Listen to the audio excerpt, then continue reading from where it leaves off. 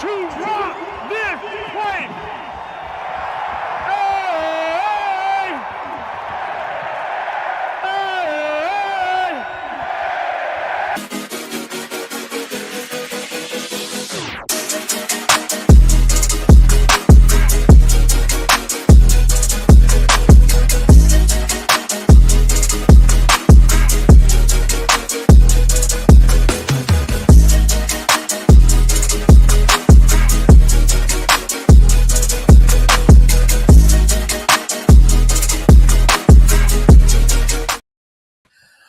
Welcome to the Buffalo Sports Conversation Room. I'm your host, Jamie Malloy. This is season 3, episode 18. And now that we're finally into playoff football, we're ready to talk some wild card games with my co-host, Joe Dallio. So without any further delay, here's Joe. Hey, Joe, how's it going? It is going great. How you doing tonight, Jamie? I'm doing good. Yeah, you were talking about wild card games. I think it's more like wild card craziness going on. Mm-hmm. Lots of excitement, as to be expected. You know, I said, and I've been saying for a while here, we're going to have 14 teams in this tournament, 12 of which have a chance to win the Super Bowl. Now we're down to 8. And, this is what happens when you get this many teams that are this close in skill and talent. And, when the games are this much of a toss-up, these are the kind of games that you're going to get. And I think it's only going to get better here. We have 8 teams left, 8 of which any 8, in my opinion, are worthy of not only getting to the Super Bowl, but winning it. Mm-hmm. So, speaking of wild card, are you ready to start it off with the Saturday 4:30 game between the 12-5 LA Rams taking on the 8-9 Carolina Panthers at Bank of America Stadium? I am ready. So let's do it. With 11:35 left in the first quarter, Puka Nacua Matata caught a 14-yard catch from Matthew Stafford to bring the score to 7-0 Rams. With 12:60 left in the second quarter, Nacua ran it in for a 5-yard touchdown, bringing the score to 14-0 LA. Yep. With 8:53 left in the second quarter, Chuba Hubbard ran it in for a 1-yard touchdown, to cutting the lead to 14-7 Rams. With 5:24 left in the second quarter, Harrison Mavis kicked a 46, the thicker kicker, Harrison Mavis, kicked a 46-yard field goal to increase the lead to 17-7 Rams.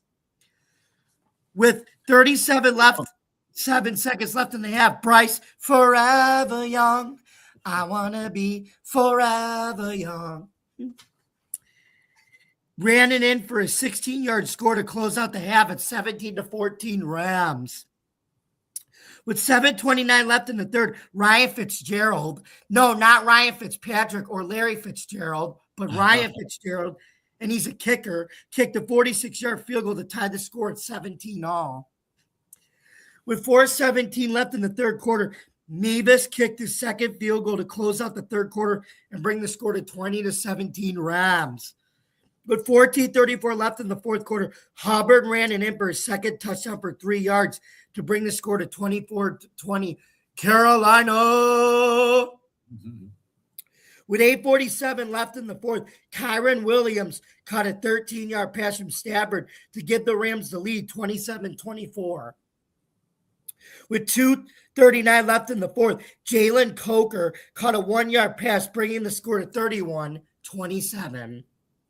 With 38 seconds left in the fourth, Colby Parkinson caught a 19-yard pass from Stafford to secure the win and move on to the NFC division round with a final score 34-31.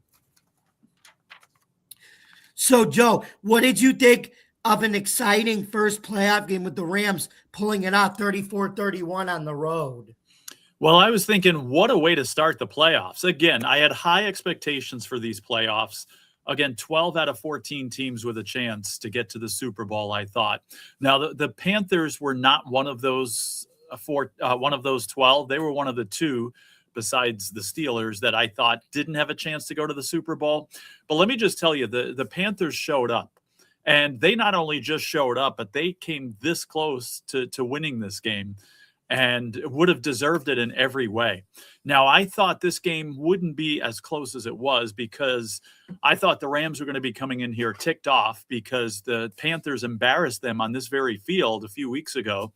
And again, I just didn't think the Panthers were ready for prime time yet. I thought the Rams would have control of things, and it started out that way with that I would believe you said it were 14-0 lead that they were at. But this game was entertaining in all aspects. I watched the whole game here, and, I thought for a few minutes here that the Panthers were going to win it. And, people were talking about them, and I totally agree that the Panthers' future is very bright here. They were talking about some of their offensive stars here, besides Bryce Young, who I think is slowly but surely molding into the quarterback that they thought they were getting. But you mentioned Jalen Coker, who had over 134 yards. McMillan played a great game here too. So these are two, and even Tommy Tremble, you got three really rising wide receivers here along with Young, that this could be a very exciting offense going forward if things continue this way. So if I was a Carolina Panthers fan, I would be very proud of the way my team showed up, the way they fought, the way they really believed that they can win this game, and they came this close. Now let's take it to the other side in the Rams. And again, it was closer than a lot of people, including myself, thought. But again, no panic at all. Not once did I see a panic here, even as it's late within the last couple of minutes and the Rams behind and their season on the line. No panic whatsoever. Guess who showed up? Puka Nacua, 100 yards receiving again. He had like 111 or something like that, a touchdown, and just clutch plays all over the place. And, even somebody like Devontae Adams that started really slow. I'm not even sure he had a catch in the first half, but ended up still with 73 yards and making some impactful plays as well. Tyler Higbee, same thing, got off to a slow start, making a couple of big catches here, including like a 36-yarder. So I love the way the Rams didn't panic. Still felt like they were going to win this game, and they certainly did. And just it's one of those games where you hate to see a team lose it. And credit to both teams, the one, for winning and putting themselves in a position to move on. And even in defeat, I think the Panthers can be proud of not only their effort here, but the strides that they've made in the 2025 NFL season and the optimism that they have for 2026 and beyond. Mm-hmm.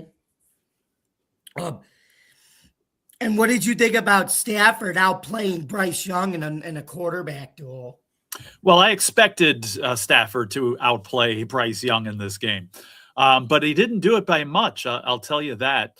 As far as where I had some things written down here, a little bit of a higher quarterback rating. It was like 93 for Stafford and only about 73 for Bryce Young, somewhere in there. But both played very well, and again, I would have expected Stafford to outplay Young before this game even started. And he did slightly here. Stafford was over 300 yards and Bryce Young was a little bit short of that, but still he had like 264. So again, both quarterbacks played well. And again, both should be proud of how things turned out. Again, Bryce Young might not be proud of how it turned out. But again, no shame in the way he played. That's true. So let's turn our attention to the second Saturday wildcard playoff game between the 9-7-1 Green Bay Packers versus the 11-6 Chicago Bears at Soldier Field. So here we go, folks. With 7:02 left in the first quarter, Cairo Santos kicked a 27-yard field goal, and the Bears led 3-0. With 2:06 left in the first quarter, not Deshaun Watson, but Christian Watson caught a 7-yard pass to bring the score to 7-3 Packers. With 6:46 left in the second, Jalen Reed Dog Reed caught a 18-yard pass from Jordan Love to increase the lead to 14-3 Packers. Stop hate, choose love. Jordan Love. With 1:56 left in the half, Romeo Dobbs with that balloon size Guardian cap that he wears. Right. That's probably the biggest Guardian cap I've ever seen sit on a human head. But he caught a 1-yard touchdown pass to bring the score at halftime to 21-3 Packers. So I guess he had, Joy, I think he must have had a hard head or a thick skull to catch that one, right? Yeah, there you go. Hey, pretty soon those are probably going to be normal, right? Everybody's going to have those big balloon helmets.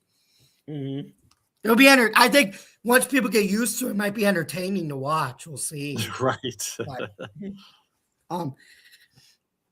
that means think about it. Maybe it finally means you can hit people in the head again, and at least that's going to soften the blow. You know what I mean with those.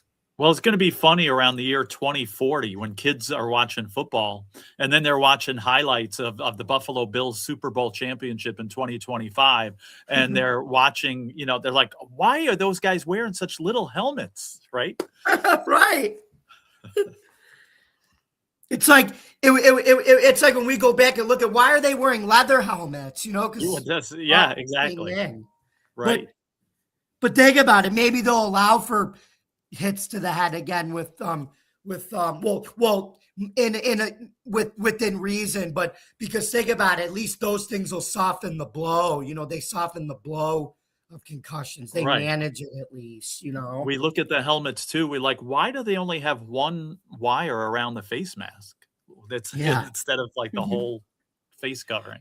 No, again, guys, I'm not encouraging concussions. I'm just saying maybe they'll actually allow. They'll have an exception to the rule of hits to the head because those safety guardians protect the head. I wasn't trying to insurrect anything there. Don't worry, folks. Anyway, with 10:07 left in the third quarter, Santos kicked his second field goal of the game, this time for 34 yards to bring the score to 21-6 Packers. With 13:29 left in the fourth quarter, Santos kicked his third field goal of the game, this time for 51 yards to bring the score to 21-9 Packers. So, Joe, it was 21-3. But what do the Bears like to do when in the fourth quarter? What do they start doing? Making a comeback, right? And I didn't think it was going to happen because they were all talking about Caleb Williams, the big moments. Like, yeah, that's in the regular season. See if he could do in the playoffs. But stay tuned here because it looks like he is. But anyway, with the Packers, I think, are big fans of Olivia Rodrigo, and I'll explain that when you're done. Okay. With 10:08 left in the fourth, DeAndre Smith ran it in for a 6-yard touchdown to cut the lead to 21-16 Packers. With 6:36 left in the fourth, Matthew Golden, who didn't have a regular season catch, who didn't have one catch in the regular season, as Al Michaels mentioned, caught his first one in the playoffs for a 23-yard touchdown. But Brandon McManus missed the extra point to bring the score to 27-16 Packers.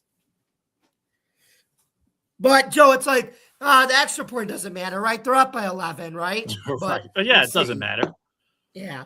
Anyway, with 4:18 left in the fourth, Olamide Zaccheaus caught an 8-yard pass, and the 2-point conversion was good, bringing the score to 27-24 Packers. Sorry, I think I heard the Packers. Okay. Anyway. I hear Olivia Rodrigo singing. What was her? What was the song? You said you were going to mention the reference. It's called Deja Vu. Oh, yeah. Do you get deja vu? Now I get it. Okay.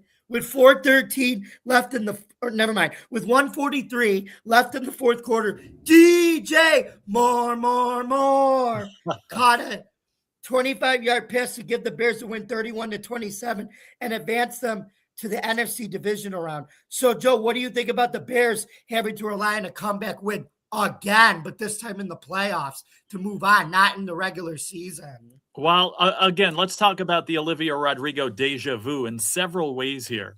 Now, you would think that the Packers would have learned. I kept getting flashbacks to 3 weeks ago, right? You would have think that the Packers would learn. Like, I'm a teacher and I teach my students all the time, okay? Look, you're not going to be perfect. Mistakes are going to happen. But when you make a mistake, you can learn from it. And if you learn from it, then it's a victory instead. So I wish I could be the teacher in the Packers locker room.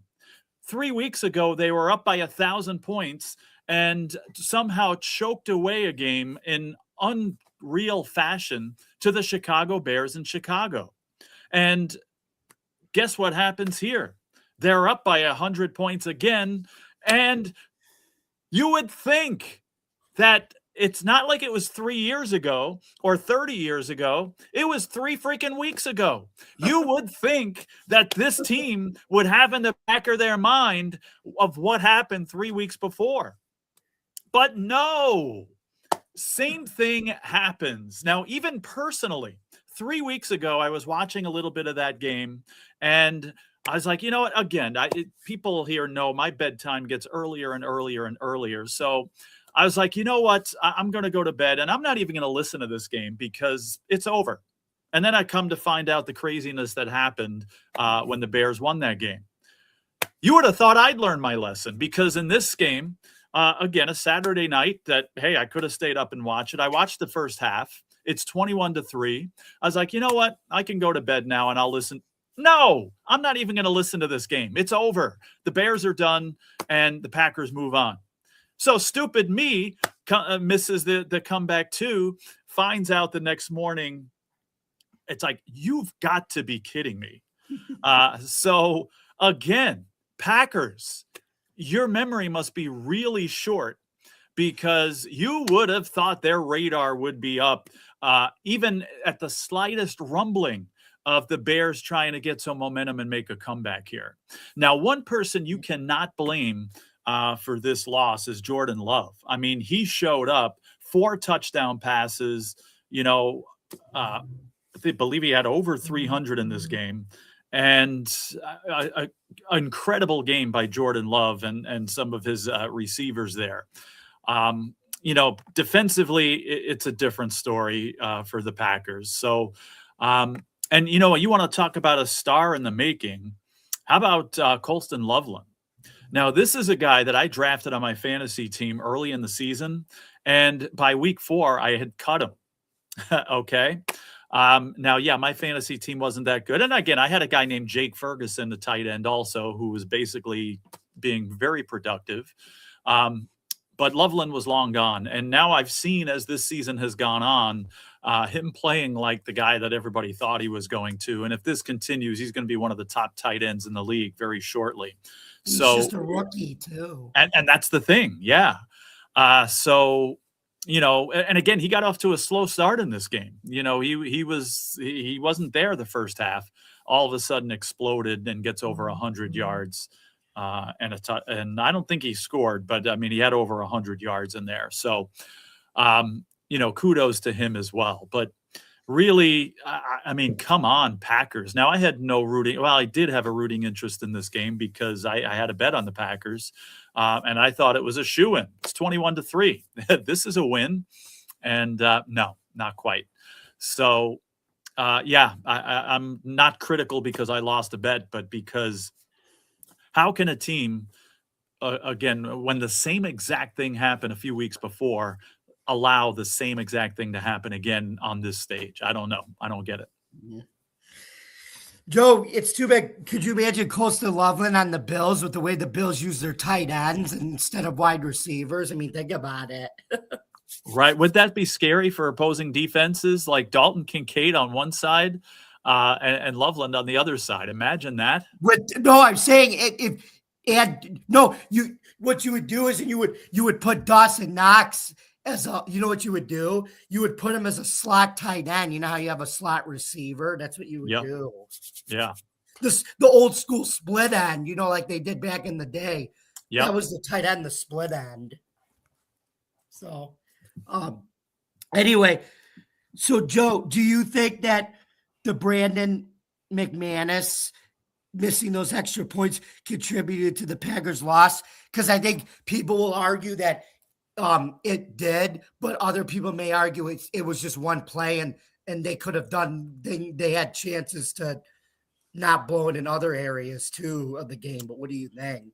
Definitely, one play doesn't make a situation like this. It's just it's a combination and a culmination of plays. So no, definitely one play doesn't make a difference. Now, one play could, completely turn the momentum going that way and cause the culmination of events that cause a loss like this. But you can't blame one play for losing it. I don't think, not in this case anyway. Sometimes you can, but not this time. Right. So are you ready to talk about our game of the week? I am certainly ready. The 12-5 Buffalo Bills versus the 13-4 Jacksonville Jaguars. Am I reading that right? Yeah, I am. At Everbank Stadium. So anyway, here we go. With 2:59 left in the first, Matt Prater kicked a 50-yard field goal to bring the score to 3-0 Bills. Prater was healthy and he made a field goal. There you go. Super Bowl. That's good. Anyway, I'm just joking.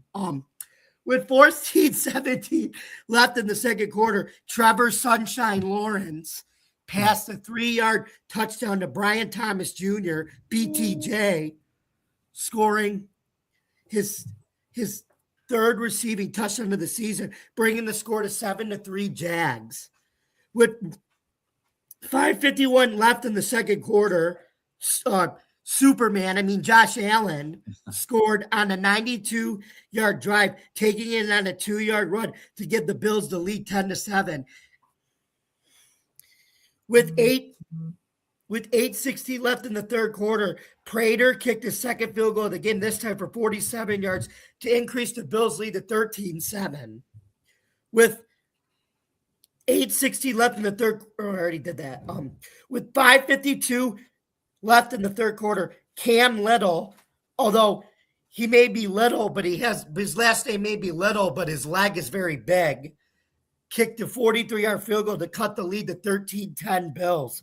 With 12:59 left in the fourth, Parker Washington scored on an 11-play, 62-yard drive, taking 6:03 off the clock on a 6-yard tutty to take the lead 17-16 Jacksonville.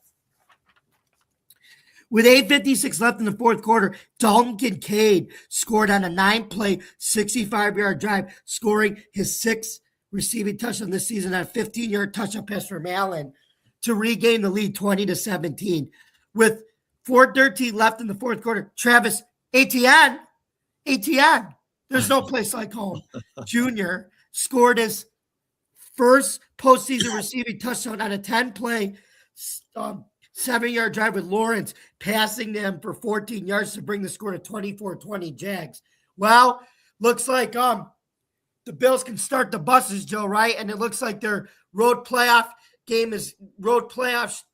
drought is going to continue, right? But hold on, because 4 minutes is an eternity for Allen and the Bills. Allen and the Bills, anyway. Allen, with 1:04 left in the fourth quarter, Allen scored on a 1-yard tush push, which the Bills were 4 for 4 on, to give the Bills the lead 27-24. On the Jags' last drive, Cole Bishop intercepted Lawrence throw to get the Bills the win to advance to the AFC divisional round. So, Joe, how does it feel for this team to finally win a road wildcard playoff game since 1992? When they went to their third straight Super Bowl that year. Yes, Elton. Jamie. It's definitely great to get that monkey off the back and to get a big win, and certainly great for the franchise here. And this was one of those games that neither team was going to lose, and it's such a shame that one of them had to lose it. Another game's very similar to the Rams game. Both teams were playing like they weren't going to lose it and had full confidence that they were going to win it. Jacksonville was completely confident that it was their game. The Bills, even when they were losing late, this was their game to win, they felt like. And just two heavyweights, two very evenly matched teams going against each other. Again, it's a shame that a team had to lose. I do feel very bad for Jacksonville fans because, even Dylan here, who we had on the show last week, he put a message through. He said, you know what? I really believe that this team could go to the Super Bowl. And I think a lot of Jaguar fans thought that. And how many opportunities do the Jaguars get to go to the Super Bowl? I think this is one of their best ones ever. And certainly, again, no fault of theirs. I mean, it's not like they have anything to be embarrassed about. It's not like you can pinpoint something and say, oh my goodness, you could always pinpoint a couple of things here and there. But certainly, they were just beat by a better team. And, that's it. And they had a chance to win this game. Trevor Lawrence gave his team a chance to win it. We were talking about like Coker and McMillan on Carolina, some up and coming receivers. How about Parker Washington here? He's another up and coming. Stop him all day, but go ahead, Joe. Yeah, and that's true. And, I think he's going to be an excellent receiver, down the road here. And, the Jaguars have a lot of reason for optimism. Again, can they get this close again or maybe take the next step? That remains to be seen. But one thing they have is, not a lot of people expected them to win the AFC South this year. So I'm sure they're disappointed and they really wanted to go further. But again, I think once the hurt and the pain of this loss is over for them, they're going to look back and say, what a great year it was. And let's ride that momentum. As far as the Bills are concerned, the main reason I thought the Bills were going to win this game was because of the experience and the veteran leadership. And I honestly think that's exactly what got them there, from the top to Josh Allen and, the defense making big plays when they needed to, especially guys like Russo and Milano and people like that. So I think it was ultimately the Bills' experience that got them this win, besides the key plays by some of these guys. So they firmly believe that they can go all the way. And that's if this team firmly believes that could be bad news for the rest of the AFC and for the rest of the NFL, the remaining playoff teams. So, again, a gutty effort by the Bills to get this victory. Again, Jaguar fans, you have absolutely nothing to be ashamed of. I know it stings. I know it hurts. But, Bills fans, I think we got reason to be excited. Again, still a long way to go and some tough teams to play here. But, they made a giant first step here and kudos to them. Mm-hmm. Hey, Joe, the one thing I do want to say, though, is like I said, you know what I think people are sleeping on? What's that? Like, I don't think people realize, I think our defense is flying under the radar because, remember for all the problems we had stopping the run and we were the number one pass defense and everything. Mm-hmm. This is a defense, so that has talent, and it may not be getting the publicity of like the Seahawks or the Texans and things like that, but they can close out games and they can get it done, especially in the playoffs. Their defense can be good enough, like those teams, to go far, even though it may not get the publicity it deserves. This defense, that's what people were saying. Well, Jamie, what I think the difference is at this point is, again, it's the same group they've had, right? A talented group. Yeah. In the middle of the season, there was a lot of cases where they were just not making the plays when they had to make the plays. Okay. Now, the last few games of the season and in this playoff game here, they made the plays at the right times that had to be made. And again, some of those weren't being made in the middle of the season. And that's what caused, some of the big yards and some of the losses and stuff like that. So, it just goes to show that you don't have to be ultra talented, although, again, this is a very talented defense. And the rankings, matter, yes. And, I'm a stats guy, so I pay attention to a lot of that stuff. But, sometimes, especially in the playoffs, the rankings aren't always the number one thing. It's, when you needed to make a play, you made that play. Okay. And that's in all sports, real quick. I'm an Islanders fan. And, when they won 4 Stanley Cups, they had a goalie named Billy Smith. And if you look at his stats, he was good stats, but he always made the big save when that save had to be made. And that's why he was such an MVP. That's why I said Dominic Hasek of the Sabres here real quick. We're going off on a tangent. Yeah. Had all the stats in the world and was an amazing Hall of Fame goalie, but never won the championship with the Sabres because there was a lot of times he didn't make the big save when they needed it. And, it's the same. That's how I see the Bills defense right now, right now anyway. And if this continues, it's going to be, they're going to go far. They are making the plays when they need to make the plays. And that's what matters right now. And if that continues, they're going to go far. And I think credit goes to McDermott and Babbitt really all year for figuring that out. So because right now it's working for them in the playoffs. That's right. And kudos to the Jaguars too. Now, I was very curious as how this was going to go because you got the league's number 1 rusher going against the league's number 1 rushing defense. And, the Jaguars did win that battle. I mean, Cook, he had some decent runs, but 11 yards was his longest, and he only had 45 for the game and averaged like 3 yards a carry. So again, that's not a fault to him. That's just the Jaguars' run defense that everybody was talking about showing up and doing what they do best. But a big reason that the Bills won this game is because they found other ways to move the ball. And again, making offensive plays too when they needed to make those plays. So, the defense stepped up, but the offense figured out a way. James Cook really wasn't as effective because of that excellent run defense of the Jaguars. The Bills still figured out how to score 27 points here. And so, Joe, what about Trey White's play during the game? I think he really stepped up too. He's one of those veterans, that I didn't mention his name, but, making plays at the right time. You want to talk about a player that did that? I would definitely put him on that list. Yes. Again, I mentioned Milano, and he had a couple of tackles for a loss, and Russo had a sack and some key plays as well. So yes, Trey White, one of those veterans that showed up and made plays when they needed him to. Mm-hmm. Were you a little nervous with the game-changing score so many times? Why or why not? I was a lot nervous because even though, again, the Bills have that veteran presence and the experience, and again, we're playing to win here, so are the Jaguars. And, and the Jaguars are no slouch.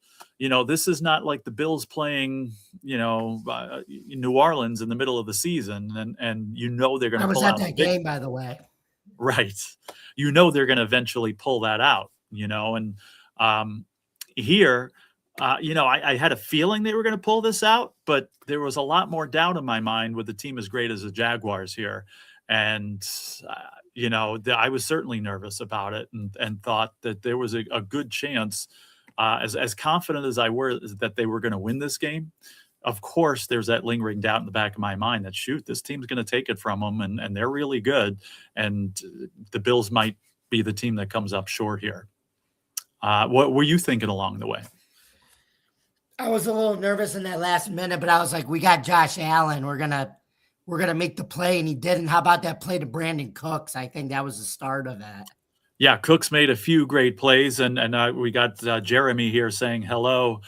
So we say hello to you, Jeremy, and certainly appreciate you watching here.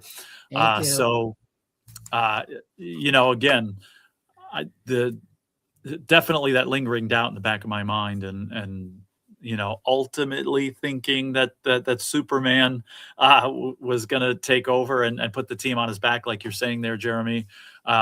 Again, ultimately thinking they were going to win, but with a team as good as the Jaguars, that there was some doubt at some point. Mm-hmm. And Joe, What did you think about Jacksonville going from worst to first under new head coach Liam Cohen? Because, like I said, I told Dylan you were gonna like him, and he didn't really believe me, I think. And I thought he was gonna be good, but I thought, okay, they were gonna go from they would maybe go 7-10 and 8-9, and then next year they would take off. But what did you think that he made that big of a turnaround from? Yeah, I agree with you. I thought the Jaguars would be a decent team, maybe going 8-9, something like that, I think is where I had them. But yeah, this is definitely incredible. And again, the Jaguars fans are going through the sting of this loss now. But once it wears off and they look back, I think, again, they're going to be very proud of what was accomplished here and going from, where they were to a first place, to a division championship here. And, just ran into a great Bills team that ultimately, got the win here. So, talking about a coach of the year candidate, why not? I'm not sure if he would get it. I don't think he will, but I mean, certainly would be in the conversation for sure. Yeah. So Joe, what did you also think about Josh Allen? He took a beating in that game, but he just kept on ticking. And I think it's amazing. This dude's so tough. I was joking that I feel like he could get struck by lightning and still play. That's how tough he is. He's extremely tough, and he did take a beating. Now, I was thinking too, though, he seemed a lot more fresh in this game, which would make sense because he basically had, 2 weeks off here. I thought the game before the Jets game, I was like, man, this guy looks just, half dead here. And I was like, I don't know how he's going to be going into the playoffs, but I think it was very smart to sit him out of that Jets game. He got his start and kept his record going there or kept his streak going or whatever. But I think the fact that he had 2 weeks off, he just seemed a lot more fresh in this game. So, that's a good thing. And yes, he did get the crap kicked out of him here, but again, just kept going and going and going. And again, just showed how tough he is, like you said. So, I think he'll be fine and ready to go for this Denver game coming up. I agree. And Joe, let's actually talk about something that I think is pretty wild. So earlier in the season, Joe, when remember how they wanted to ban the tush push play? Mm-hmm. Sean McDermott and the Bills were one of the teams that voted to ban it, right? But and obviously now because it's legal, they were 4-4 against Jacksonville running it, and that was part of the reason why they won. And Jacksonville voted to keep it, and they were 0-4 stopping it. How crazy is that? That's a little bit ironic there, so, I'm glad it worked out for the Bills here. And, just to answer Jamie's question here, he's putting Cohen, Johnson, and Mike McDonald as coach of the year candidates. I didn't really take the time to think about it, and he's pointing to Ben Johnson, and you could have something there. I wouldn't be surprised. He certainly deserves it. So do those other guys. Vrabel's going to be in the conversation too. So I guess we'll find out shortly. Mm-hmm. Yeah. So anyway, Joe, now let's take a look at the Sunday 4:30 matchup between the 12-5 San Francisco 49ers taking on the 11-6 Philadelphia Eagles. Bradley Cooper's team at Lincoln Financial Field. With 11:51 left in the first, Demarcus Robinson caught a 3-yard touchdown pass from Brock Purdy to give the 49ers the lead, 7-0. With 6:16 left in the first quarter, Dallas Goedert, he's from Dallas, but he plays for Philly. No, his first name is Dallas, and he plays for Philly. Right. Scored on a 1-yard rush, but Jake Elliott, who used to be sure-footed, missed the extra point, bringing the score to 7-6 49ers. With 6:10 left in the second quarter, Goddard caught a 9-yard pass from Jalen Hurts. So good. to give the Eagles their first lead, 13-7. With 2:50 left in the second, Eddie Pinheiro kicked a 36-yard field goal to bring the score to 13-10. With 2:11 left in the third, Jake Elliott kicked a 41-yard field goal to bring the score to 16-10, Philly. With 14:52 left in the fourth, Christian McCaffrey caught a pass from Jawan Jennings to bring the score to 17-16 49ers. With 8 minutes left in the fourth quarter, Jake Elliott kicked his second field goal, this time for 33 yards, to bring the score to 19-17. With 2:54 left in the fourth quarter, McCaffrey caught a 4-yard touchdown pass from Purdy to seal the win, 23-19. And they will face the Seattle Seahawks in the divisional playoff round. So, Joe, what do you think about the reigning Super Bowl champs now being defeated and out of the playoffs, one and done this year? Yeah, I'm not trying to be mean to Eagles fans, but I think they got what they deserve, because a lot of the season they've just been one of those maddening teams. You know, they're so good and they have so much talent and they're defending Super Bowl champions. But, you know, the offense so many times didn't get going and they would lose games that they weren't supposed to lose. And, you know, you would think their record would be so much better than what it was. Or they would, you know, they would win games by 4 points that they should have won by, 17 points, that kind of thing. And it finally caught up to them here because this is one of those games they were winning, quite a bit of it. And you thought, would eventually take it away. And again, I was 0 for 2 this weekend because this was my most sure bet of the weekend. I had the Eagles. They were like 4.5-point favorites, I believe. And to me, this was a shoo-in. I thought the Eagles would win by a touchdown and, again, be in control of it most of the way.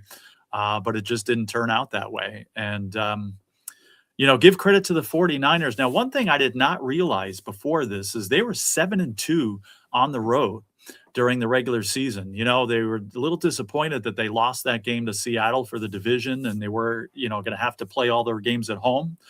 So what? 7-2 away from Santa Clara, and no fear playing on the road here.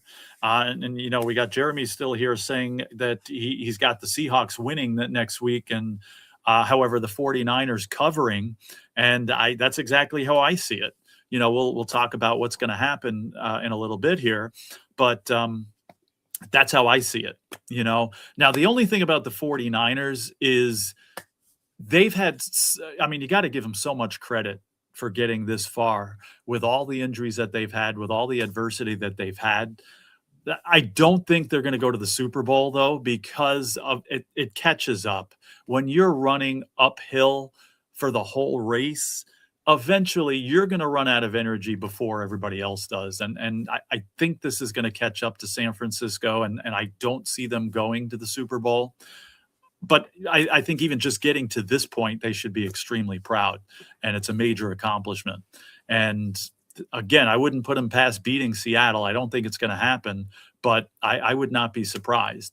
And again, they play so well on the road that, I wouldn't put it past them. But, where the heck did this guy DeMarcus Robinson come from? He had 100+ yards, 18.5 yards a catch, a touchdown in there, making big plays left and right. Eagles couldn't stop him. You would think after a few big players, after a couple of them, they'd be looking for him. But no, he'd make a couple of more. Interesting stat. Now, everybody who watches this show knows how I'm in love with the quarterback rating stat. Jawan Jennings has a quarterback rating of 158.3 in this game. Because of the trick play. Yeah, of course, only threw one pass, but it was a touchdown pass in that 29-yard trick play there. But I find it funny as I'm looking at the stats. Now, Purdy had a mediocre rating at 80.3, because of those interceptions. And I was convinced he was even going to throw more interceptions here. If I was a 49ers fan, I wouldn't have much confidence in this game. But I was laughing as I saw Jennings with the 158, ranking there. But that was a great play and a turning point in the game. And McCaffrey, who did almost nothing in the first half, not his fault. The Eagles were just keying in on him and stopping him.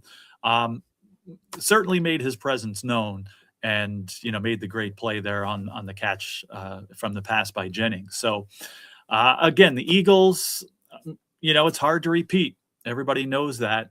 And, again, when you look at it, 11-6 and winning your division again, it's not a bad season. But I think the expectations were just a little bit higher for them. And people are, Philadelphia, they expected another Super Bowl. And so falling short of that, I'm sure is not going to go too well there. But again, this team's going to be around for a while. They're still very good. Yes, they're going to have to make some changes. But if I'm an Eagles fan, I'm still confident going into next season as well. Mm-hmm. Mm-hmm. And what did you think about the 49ers game plan and how well they executed it, especially with Kittle getting hurt, going to Lincoln Financial Field? They stuck to what they were doing, and it worked even without them. Well, I could say this. They completely won the coaching battle here. I mean, both, Shanahan and especially Robert Saleh, he might have just gotten himself hired again by another team after that defensive effort. And they just had an excellent plan. They had everything figured out. Yes, the Eagles hurt themselves, and A.J. Brown complaining that he doesn't get the ball and this and that, and then he does, and he drops a couple of big passes there. But still, it seems like the 49ers had the perfect plan, and the Eagles did not. Yeah, the 49ers were totally organized and sticking to the plan. The Eagles were all over the place. So the 49ers completely outcoached the Eagles in this case. Mm-hmm. Yep. So, now moving on to the 8 p.m. Sunday game between the 11-6 Los Angeles Chargers against the 14-3 New England Patriots at Gillette Stadium. Oh, that just annoys me. The Pats, number 2 seed, playing a home game at Gillette again. Yeah, it's all too familiar, unfortunately. But the difference is we're in the playoffs this time, though. Right. Mm-hmm. With 13:32 left in the second quarter, Andy Borregales kicked a 23-yard field goal to bring the score to 7-0 New England. With 6:52 left in the second, Cameron Dicker, the kicker, kicked a 21-yard field goal to knot the game at 3-all. With 2 seconds left in the half, Borregales kicked his second field goal of the game, this time for 35 yards to end the half at 6-3 New England. With 1:34 left in the third quarter, Borregales kicked his third field goal of the game, this time for 39 yards to increase their lead to 9-3 New England. With 9:45 left in the fourth quarter, Hunter Henry caught a 29-yard pass from Drake. It's gonna be May to seal the win, 16-3, and move on to the AFC divisional round. So, Joe, what did you think about Justin Herbert struggling in this game? Because it looks like his playoff woes continue. Well, I only saw the first half of this game, and when I read about this and saw the score, my first thought is, oh my God, Justin Herbert chokes again. But the more I read about this game and the highlights and the reports I heard after it, it sounds like this guy's lucky to be alive. I mean, he just didn't have a prayer, and he was getting destroyed. You think Josh Allen got the crap kicked out of him. I mean, again, Justin Herbert is lucky to still be standing here. So you cannot blame Justin Herbert for this loss, in my opinion. I mean, somehow the Chargers were still in this game, in the fourth quarter here.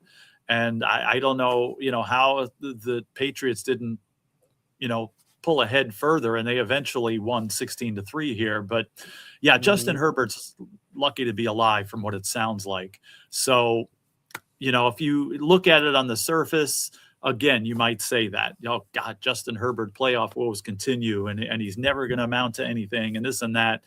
But some of his offensive weapons were missing, and the line is kind of messed up and had some major injuries to it. So, if they retool and he gets some guys to throw to and the offensive line blocks for him, I think you'll see still at least there's a chance that we see that Justin Herbert can make some noise and take his team far. I agree. Mm-hmm. Now on to our last, but certainly not least, wild card game, the Monday night 8:15 matchup between the 12-5 Texans traveling to Acrisure Stadium, Heinz Field, to play the 10-7 Steelers. Oh, look, the Steelers won the division, but they're 10-7 and they're in the playoffs, right, Joe? The standard's the standard.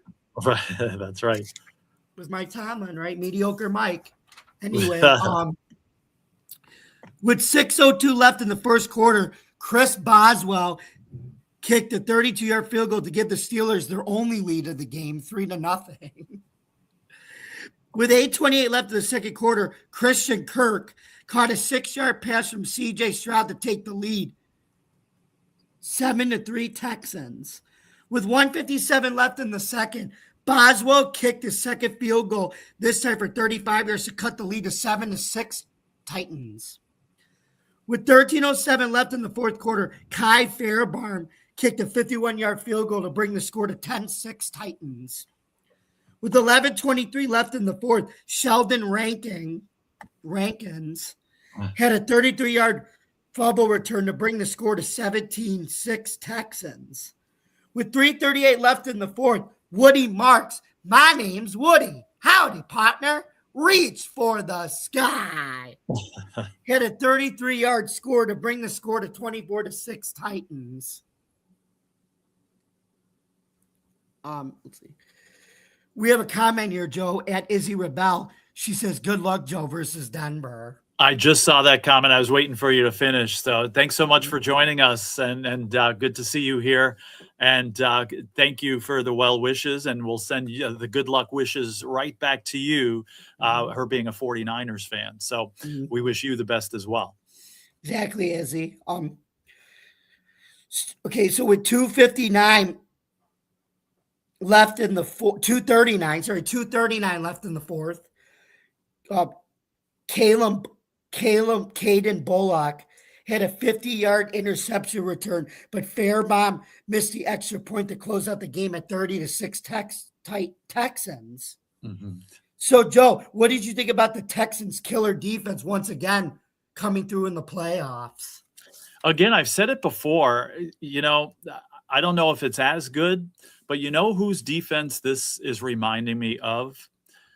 As a Giants fan, it brings back bad memories, but back in 2000, there was a team called the Ravens who just dominated everybody the last half of the season into the playoffs, ultimately winning the Super Bowl.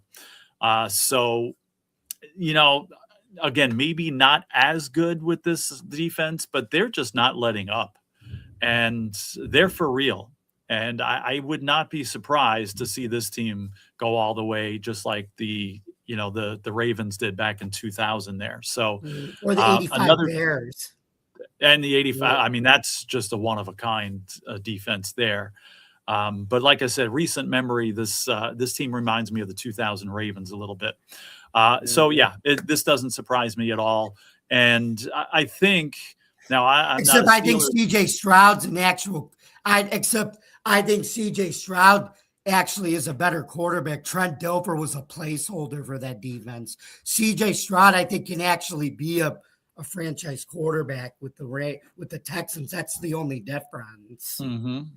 I think I think the Texans have a better offense than that Ravens team had overall. I mean, including a quarterback and stuff. But yeah, so again, this doesn't surprise me, and I think the inevitable happened in Pittsburgh. Now, I know some Steelers fans, obviously, they're disappointed they didn't go far, but I think a lot of them are happy, including some of our cohorts here, that things happen the way they did, and you can reboot and, start again. And a lot of complaints about the mediocrity and things like that. And I mean, again, I'm not a Steelers fan, but I think if I was, I would certainly take this loss as an opportunity to move ahead now. But again, there's no stopping this Houston team, and then sky's the limit for them. We have Izzy wrote another comment. Well, first one, she said prayers for Josh Allen, dude, really is Superman. Yes, hey, prayers for you, prayers for your team too, because Kyle Shanahan's found a way to keep that team together with duct tape and glue through all the injuries. As Ken the Bears fan always says, remember her? That's right. No, Ken the Bears fans always says that.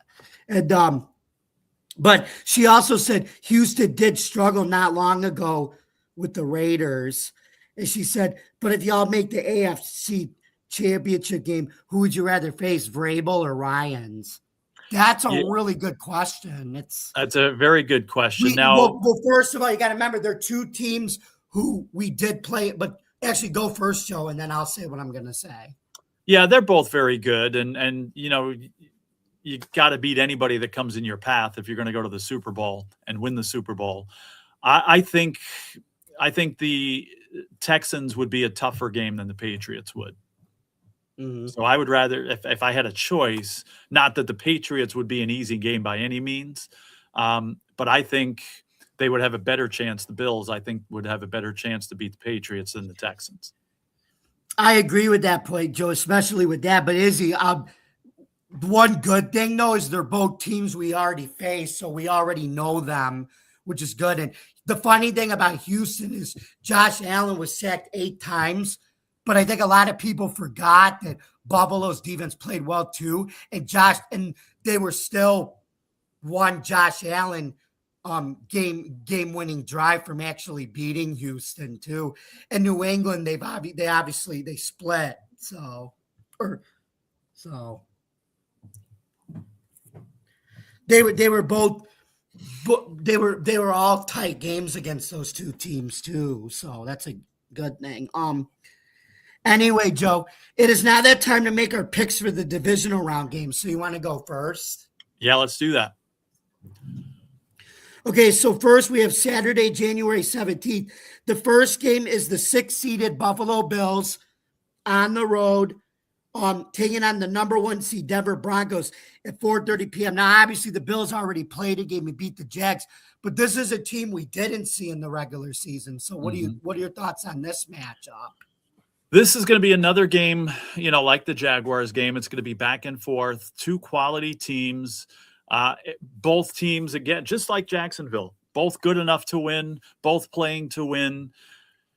And, you know, this is coming a quarter from the heart and about 3/4 from the brain. I just think the Bills outlast the Broncos on a last-second field goal. I see the Bills 24, Broncos 23. I see the Bills doing that too. I think it comes to a game-winning field goal, but I got 23-20. Okay. And the second game, look at this. A 6th seed in the NFC, the 49ers coming off an upset of Philly, taking on the Seattle Seahawks, who the number 1 seed Seattle Seahawks. And this would be the rubber match between the 49ers and the Seahawks. So they've already played each other twice at 8:00 p.m. What about this one, Joe? All right. So the good news, again, is we got Melissa here watching us and chiming in. The bad news is she might hate me after this prediction here. I think again, it's going to be a great game. I think the Seahawks prevail only again because the 49ers, again, have been running uphill this whole time. Again, they've gotten, so far with the tape and glue, like you were saying. Again, sorry, Melissa, but I got to go Seahawks here. I'm saying 27-23, 27-23 Seahawks here. Mm-hmm. Yeah, give me the Hawks at home. I'm going to say 24-13. Okay. Mhm. And finally, the last two games on Sunday, January 18th. The first game will be the the fifth seeded Houston Texans traveling to Foxborough to take on the 2 seed New England Patriots. All right. It's funny. Melissa here says she says she's not mad at me. She says we like everybody doubting us. So they've been doing it for a Same long way. time, and look where you are. So They've yeah, been doubting us too, Joe. They doubted us That's against true. Jacksonville. Look what happened. so we'll keep doubting, and then maybe you'll keep moving on. Who knows? So okay, this game is again. This is going to be one of those classics. Ultimately, I see it again. A potential last-second field goal here. Houston 24, New England 21. Yep, I think Drake May and the Patriots are a great story, but they compare him to Josh Allen, and even Josh Allen was sacked 8 times against this defense. So give me Houston to rack up a sack party against Drake May, and I think the Texans squeak this one out. I'm going to say 28-25. Okay. Game-winning field goal.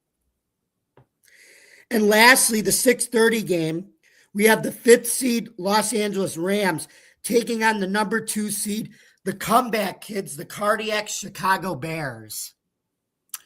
All right. So I honestly think that the Rams are going to be the NFC representative in the Super Bowl.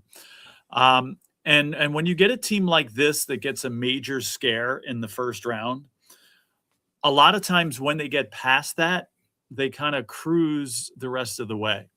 And I could see this happening to the Rams here.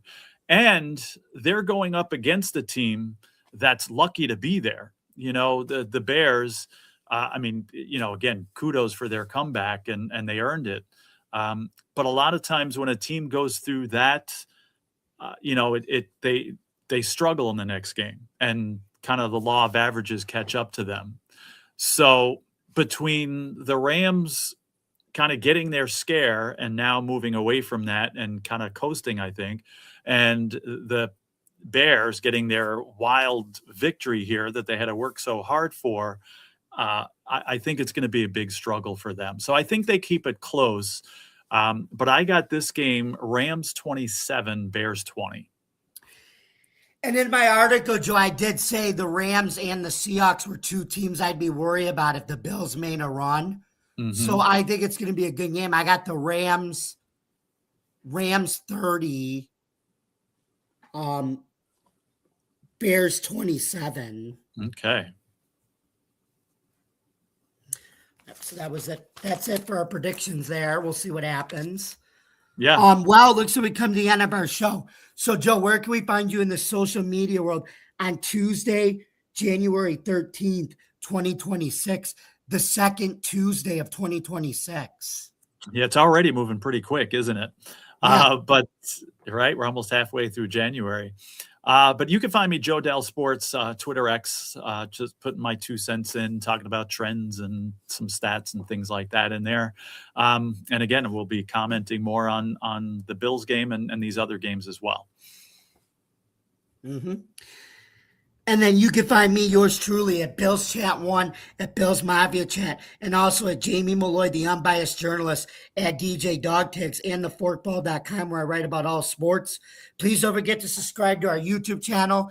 Don't forget to like, subscribe, and comment, and ring the bell for notifications.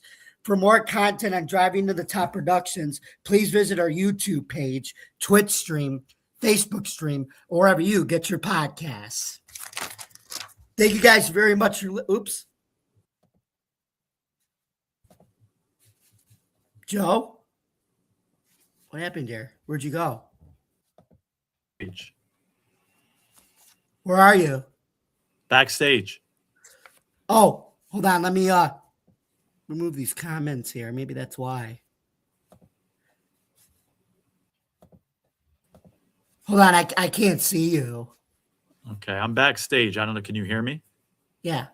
But anyway, thank you very much for listening. And remember, folks, let's give a shout out to head coach Mike Tomlin for his stellar 19-year run with the Steelers, and to John Harbaugh for his 18-year stay with the Baltimore Ravens. And let's wish our Bills good luck in their division round against the Broncos in Mile High Stadium this Saturday. And to quote our friend Chris Berman, nobody circles the playoff wagons like the Buffalo Bills. See you next week, folks. Have a good week, everybody. Bye. To run.